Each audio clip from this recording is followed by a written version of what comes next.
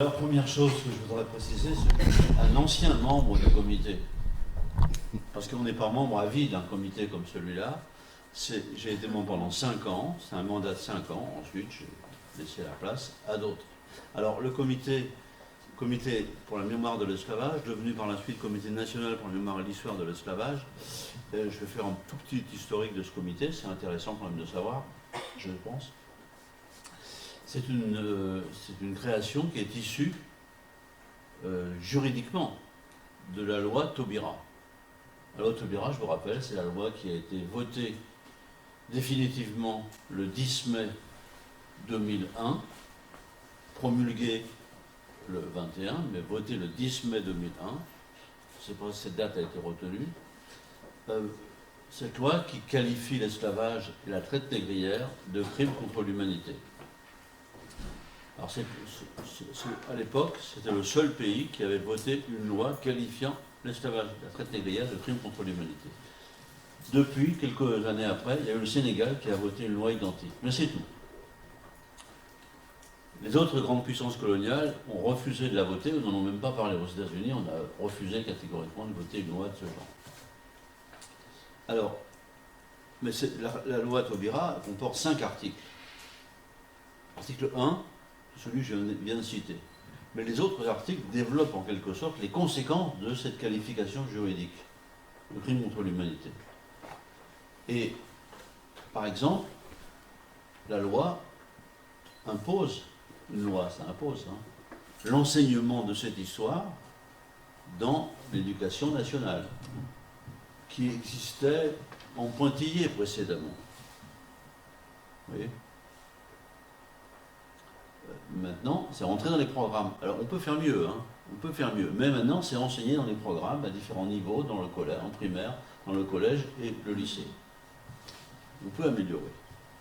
Parce que la loi est une chose, l'application après passe par les inspections, l'inspecteur, l'inspection générale, les comités des programmes, etc., qui ne sont pas forcément ni compétents ni motivés pour ce sujet. Mais ils étaient obligés, ils n'avaient pas le choix. Alors ensuite, la loi impose l'institution d'une date nationale de commémoration, de mémoire donc, de la traite, de l'esclavage et des abolitions. Cette date n'existait pas. En 1983, je sais que notre oratrice, que je ne vois plus, qui est là, qui est guadeloupéenne, en 1983, au tout début du premier septennat de François Mitterrand, une loi a créé une commémoration de l'abolition de l'esclavage dans les différents départements d'outre-mer. Chaque département pouvait choisir sa date, ce qui a été fait. 22 mai en Martinique, 27 en Guadeloupe, le 10 juin en Guyane, le 20 décembre à La Réunion, et autres. Mais dans la France européenne, dans la France où nous sommes là, cette célébration de l'abolition de l'esclavage n'existait pas. Ça a été institué par la loi Taubira. Et le dernier article de la loi Taubira, c'est que la loi Taubira prévoit la création d'un comité national de la mémoire de l'esclavage. Ce comité qui a été créé, il y a eu des péripéties, je vous passe les détails. Il a fallu se prendre 2 fois pour créer le comité. Jamais très simple, quand on force un peu les gens qui ne veulent pas trop le faire, je vais vous donner pas trop de détails, mais un peu de détails. La loi a été promulguée donc le 21 mai 2001, et en janvier 2002, le gouvernement de l'époque, c'était le gouvernement... Non, ça va, je vais m'approcher. Si je tire trop fort, le gouvernement, qui était le gouvernement Jospin, a décidé d'appliquer la loi, l'article de la loi qui prévoit la création d'un comité. Et un comité a été créé, qui s'est réuni pour la première fois en mars 2002. Ce comité avait été, je ne veux pas être critique, mais avait été mal ficelé, parce que le gouvernement avait oublié, je ne sais pas si c'est un oubli, de promulguer au journal officiel, par un avis du Conseil d'État, la décision. Le comité était composé de 30 membres, 30, venant de différents coins de la planète esclavagiste. des Antilles, d'Afrique, des comptoirs de l'Inde, etc. Donc, une réunion de ce comité pouvait coûter une petite fortune. Ah oui, vous réunissez des gens qui viennent des quatre coins du monde et vous leur payez des billets d'avion. Mais c'est pas ça qui a fait que ce premier comité ne s'est réuni qu'une seule fois. La présidente était Maryse Condé. Le comité s'est réuni début mars 2002, après tout un tas de décisions, qui sont restées lettres mortes bien sûr, a attribué un prix de recherche, là encore il y a eu des péripéties, et le comité a décidé, a programmé sa deuxième réunion. Normal. On a choisi comme date début juillet. Voilà. Maryse Condé a dit à ce moment-là, bon, comme les gens viennent de partout, pourquoi se réunir à Paris, qui viennent de partout, hein? On va se réunir en Guadeloupe. Elle habitait en Guadeloupe à l'époque. Donc ça a été décidé. Mais, vous n'êtes pas sans savoir ici, tous et toutes, qu'il y a eu les élections présidentielles au mois de mai 2002. Vous vous souvenez? C'est les élections qui ont vu M. Le Pen au deuxième tour, qui a complètement bouleversé le paysage politique. Le gouvernement qui a succédé à ces élections, dirigé par M. Raffarin, a purement et simplement oublié qu'il y avait un comité de mémoire de l'esclavage qui avait été créé. Donc ce comité, qui n'a jamais été dissous, mais n'existait plus, ne s'est plus réuni. Vous voyez? Et c'est seulement en octobre 2003, oui, je vous raconte l'histoire, hein, c'est intéressant l'histoire. En octobre 2003, il y avait, ce qui n'existe plus aujourd'hui, le salon du livre de l'Outre-mer au ministère de l'Outre-mer. Certains d'entre vous ont fréquenté ce salon. Il y avait des libraires, c'était dans le ministère, dans les jardins du ministère, il y avait des chapiteaux partout, il y avait des éditeurs, des auteurs qui venaient, il y avait beaucoup de monde, ça durait 2 ou 3 jours. Et au sein de ce salon, il y a eu une interview télévisée pour François de l'époque, de Maryse Condé, qui était là, la ministre de l'Outre-mer était là, et nous avons lancé le débat en disant, Madame, il y a un comité de mémoire de l'esclavage qui est une application d'un article d'une loi, pourquoi n'appliquez-vous pas la loi? Alors je crois sincèrement que la ministre est tombée un peu des nues, elle n'était pas au courant. Elle s'est engagée à créer ce comité conformément à la loi. Et ce comité a été créé en janvier 2005. 2004, pardon. D'un an, c'est grave. Hein. Je crois que c'est en 2005 d'ailleurs qu'on ouvre le salon Louis Delgrès au 2006. ministère. 2006. Alors le comité, donc, 2006. Le comité, j'y étais. le comité s'est réuni rapidement, il avait 12 membres, et non plus 30. C'était déjà plus raisonnable, coûtait moins cher de faire des réunions, et tous les membres vivaient dans la France hexagonale. Il y avait des Antillais, hein, il y avait des gens venant d'ailleurs, mais qui habitaient là. Et c'était une raison d'économie budgétaire, on va dire. Voilà. Et la première tâche du comité, c'était de proposer. Le comité était un comité de réflexion et de proposition. Vous voyez la nuance, pas de décision. La décision revient toujours à l'État. C'est le gouvernement qui décide. On est celui qui paye qui décide. Le comité propose. Après, bon. Alors la première chose que devait faire le comité, c'était de proposer au président de la République une date nationale de commémoration de la traite négrière, de l'esclavage et des abolitions. Alors, en apparence, c'est très simple de proposer une date. En 5 minutes, on propose une date. En fait, il a fallu 18 mois pour arriver à une date. 18 mois. La première date qui a été proposée, assez rapidement, en 3 mois, on s'est mis d'accord, c'est le 27 avril. Alors, je ne sais pas si tout le monde sait ce que c'est le 27 avril. 27 avril, c'est la date de signature par Victor Schœlcher du décret d'abolition de l'esclavage en 1848. C'est la deuxième abolition et la dernière, définitive. Cette date a été annoncée solennellement. une lettre a été envoyée à tous les élus d'outre-mer qui ont tous été contents. Et dans les semaines qui ont suivi cette annonce, s'est développé un mouvement de protestation assez virulent, assez radical, de certaines associations, bon, moi je peux le dire, principalement guadeloupéennes, mais pas seulement, martiniquaises, les réunionnais on ne les a pas vus, bon, qui ont protesté contre le 27 avril. Pourquoi? Comment? Guyane aussi. La Guyane, moins, on l'a moins entendu, mais ils l'ont signé. Bon, pas bon. Pourquoi ont-ils protesté? Pourquoi refusaient-ils le 27 avril? Que les élus avaient tous accepté. C'est que pour eux, 27 avril, c'était une abolition octroyée. Octroyée par le gouvernement de la République. C'était Victor Schœlcher qui libérait les esclaves. Il y a un tableau extraordinaire qui représente ça d'ailleurs. Et on dit non, on ne veut pas ça. Nous, on ne veut pas du schœlcherisme, on ne veut pas que Schœlcher soit le libérateur c'est nous. Et il a fallu trouver une autre date. Parce que personne ne voulait s'affronter. Moi, personnellement, je n'avais pas voté pour le 17 avril, le 27 avril. Je vais vous dire pourquoi j'avais voté. Quand il y a eu le vote dans le comité, il y avait 3 dates proposées. 3. Le 4 février, le 27 avril et le 23 mai. Le 4 février, c'était la date de la première abolition de l'esclavage sous la Révolution française, celle qui venait de ce qu'on vient de voir là, de la Révolution de Saint-Domingue. La date qui a été imposée par la victoire des esclaves de Saint-Domingue. Moi, je pensais que on était 3 historiens dans le comité à penser que le 4 février était la date la plus symbolique, puisque c'était une date d'abolition qui venait des esclaves. On nous a dit, ben non, parce que les gens ne connaissent pas cette date. Bah, raison de plus pour la prendre, enfin bon.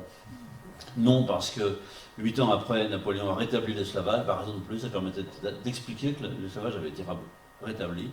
Enfin bon, toujours est-il que le 4 février, il n'y a eu que 3 voix dans le comité sur 12.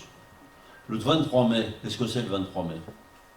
Le 23 mai, c'est la référence au 23 mai 1998, où des associations antillaises, mais surtout guadeloupéennes, j'insiste, ont organisé une grande manifestation à Paris dans le cadre du 150e anniversaire de l'abolition de 1848. Et 23 mai, donc cette marche du 23 mai. Et bon. Je me souviens aussi qu'il y avait le collectif des filles et des fils déportés africains qui participaient, ça veut dire que c'était une... Participer à la marche? À la marche. Ah oui, bien sûr, oui. C'était une mobilisation un peu générale, même si les Guadeloupéens étaient à l'initiative. Nous, on ne disait pas c'est les Guadeloupéens, on disait c'est les Antillais étaient à l'initiative de l'organisation. Enfin, je ne veux pas déclencher de polémique, hein, mais bon. On sait très bien que le collectif, le CM 98, a un comité marche 23 mai, est majoritairement guadeloupéen. Oui, d'ailleurs, il est né après la marche, ça veut dire c'est... Ah, il est né longtemps après. Oui, c'était une récupération. Le 23 mai, donc, dans le comité, a eu une voix. La voix du président, qui était Serge Romana, à l'époque. Donc, c'est le 27 avril qui a remporté toutes les autres voix. Vous voyez, 3 pour le 4 avril, pour le 4 février, pardon, une pour le 23 mai, il en restait 8 pour le 27 avril, qui a été rejeté par un mouvement de protestation. Voilà. Donc, on a dit, bon, nous, on ne veut pas forcer la main, on recommence. On a rediscuté pendant 1 an pour arriver à une date. Puisque toutes les dates historiques dont on a parlé se sont avérées impraticables.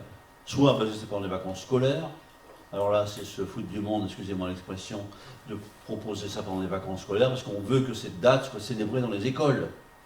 Si vous faites ça quand les gosses sont à la plage, à quoi ça sert? Vous voyez, je rappelle que la journée internationale de mémoire de l'esclavage, c'est le 22 août, que personne ne le sait. C'est la date choisie par l'ONU. Le 23 août. 23 août, pardon. Alors, je devrais le savoir, parce que c'est moi qui ai fait le rapport à l'UNESCO pour choisir cette date. Pourquoi cette date? C'est le premier jour de l'insurrection de Saint-Domingue. 22-23 août, c'est 191. C'est ça, c'est la cérémonie Bois-Caïman. Voilà. Non, ça vous êtes Bois-Caïman, c'est 14 jours avant.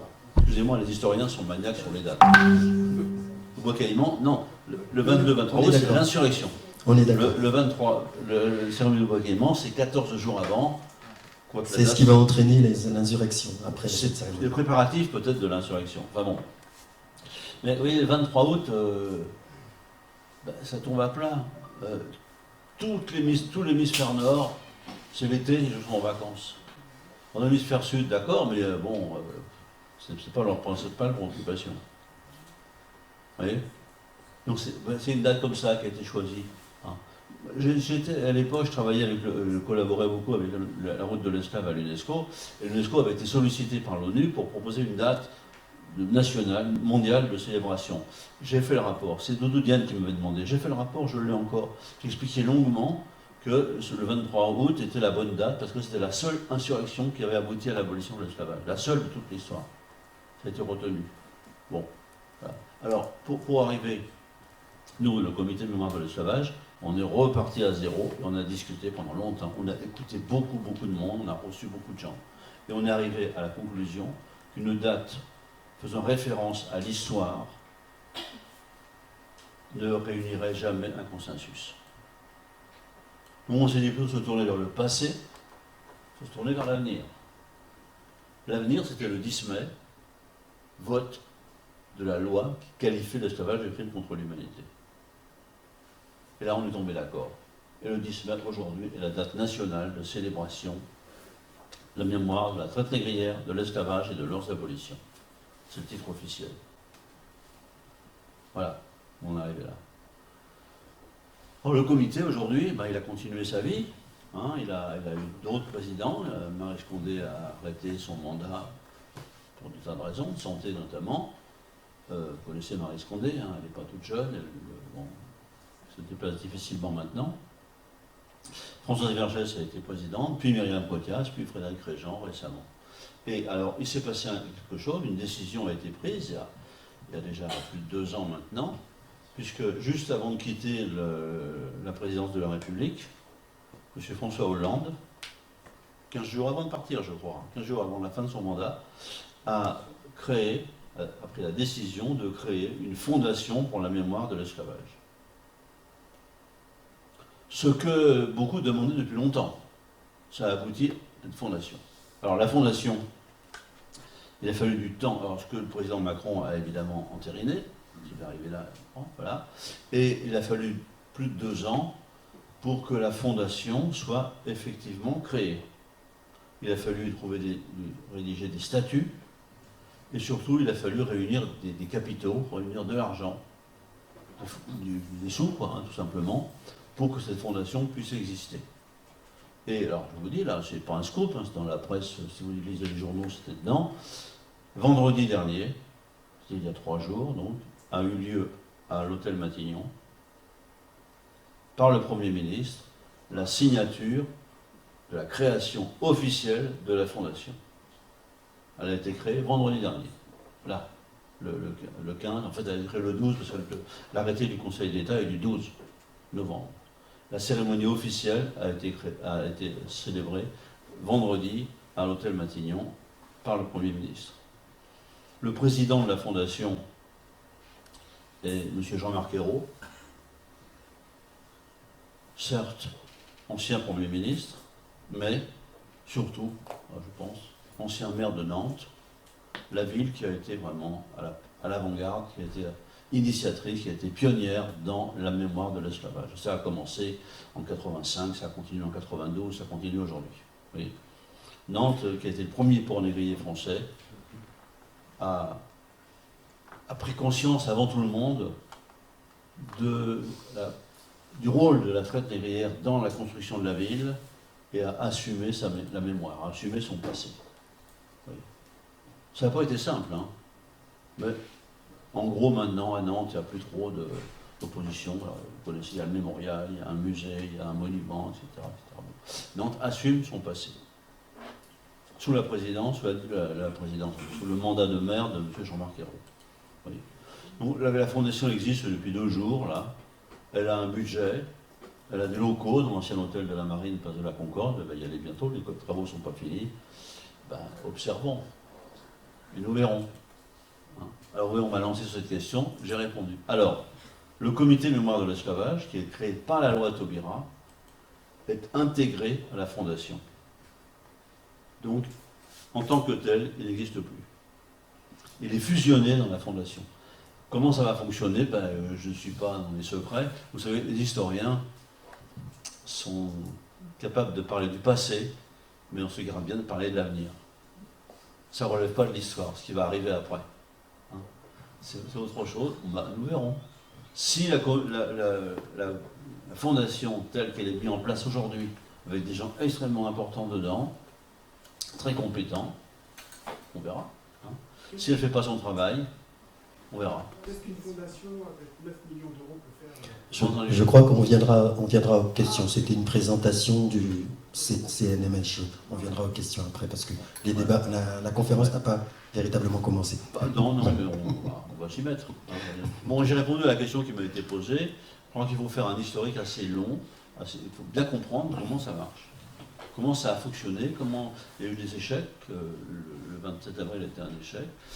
Alors le comité du mémoire de l'esclavage n'a pas fait que ça. Le comité a été à l'origine de la publication par les archives nationales d'un répertoire, d'un guide des archives de l'esclavage dans les archives de France. C'est énorme, c'est en ligne sur Internet, hein, n'importe qui peut le consulter. Même un projet d'inventaire des musées qui n'est pas terminé. C'est très long, ça finira par se faire. Le comité a créé un concours pour les élèves de collège et de lycée qui s'appelle la Flamme de l'égalité, et chaque année, les prix sont distribués à aux élèves des classes qui ont gagné le concours. Intéressant, ça fait travailler des centaines d'élèves sur ce sujet, dans les différents lycées, collèges de France et d'outre-mer. Le comité a organisé des expositions, des débats, etc. Voilà, l'œuvre du comité est assez importante. On aurait pu espérer plus, toujours, hein, mais bon, c'est comme ça. Voilà. Maintenant, le relais est passé entre les mains de la Fondation. Observons et voyons.